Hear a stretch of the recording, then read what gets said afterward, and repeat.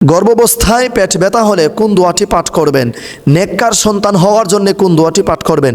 পুত্র সন্তান হওয়ার জন্য কোন দোয়াটি পাঠ করবেন?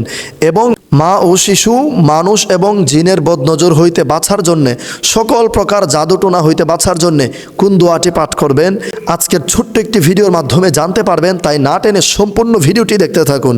আর এইরকম দোয়া ও আমল জানতে আমাদের এই ফেসবুক পেজ এবং ইউটিউব চ্যানেলটি সাবস্ক্রাইব করে আমাদের সাথেই থাকুন। গর্ভাবস্থায় পেট ব্যথা হলে ব্যথার জায়গায় হাত রেখে 3 বার বিসমিল্লাহির রহমানির রহিম পাঠ করে 7 বার এই দোয়াটি পাঠ করুন। ইনশাআল্লাহুল কারীম আপনার পেট ব্যথা ভালো হয়ে যাবে। দোয়াটি হচ্ছে আউযু বিইজ্জাতিল্লাহি ওয়া কুদরাতিহি মিন শাররি মা আজিদু ওয়া উহাযিরু। আউযু বিইজ্জাতিল্লাহি ওয়া কুদরাতিহি মিন শাররি মা আজিদু ওয়া উহাযিরু। এই দোয়াটি 7 বার পাঠ করুন ব্যথার জায়গায় হাত রেখে। অবশ্যই সবার প্রথমে ব্যথার জায়গায় হাত রেখে বিসমিল্লাহির রহমানির রহিম, বিসমিল্লাহির রহমানির রহিম, বিসমিল্লাহির রহমানির রহিম। এরপর পড়বেন আউযু বিইজ্জাতিল্লাহি ওয়া কুদরাতিহি মিন শাররি মা আজিদু ওয়া উহাযিরু। এই দোয়াটি 7 বার পাঠ করুন। ইনশাআল্লাহুল কারীম বিশ্বাস রেখে পড়লে সাথে সাথে আপনার পেট ব্যথা ভালো হয়ে যাবে।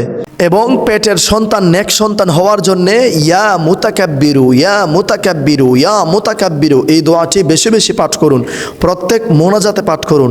যদি আপনি সন্তান নেওয়ার চিন্তা ধারণা করেন, আর যদি আপনার পেটে সন্তান নেওয়ার আগেই, সহবাসের আগে যদি আপনি ইয়া মুতাকাব্বিরু এই দোয়াটি মিলনের আগে 10 বার পড়ে যেতে পারেন, তাহলে আরও বেশি ভালো হবে, নেককার সন্তান হবে, তাহলে আরও বেশি উপকার হবে। আর যদি পেটে বাচ্চা চলে আসে, এরপরেও স্বামী স্ত্রী বেশি বেশি এই দোয়াটি পাঠ করবেন। ইয়া মুতাকাব্বিরু, ইয়া মুতাকাব্বিরু, ইয়া মুতাকাব্বিরু এই দোয়াটি পাঠ করবেন। ইনশাআল্লাহ নেককার সন্তান হবে। এবং পুত্র সন্তান হওয়ার জন্যে প্রত্যেক জুমাবারে এই দোয়াটি 10 বার পাঠ করবেন। ইয়া বারিউ, ইয়া বারিউ, ইয়া বারিউ এই দোয়াটি প্রত্যেক জুমাবারে 10 বার পাঠ করবেন। ইনশাআল্লাহুল কারীম পেটের সন্তান পুত্র সন্তান হবে।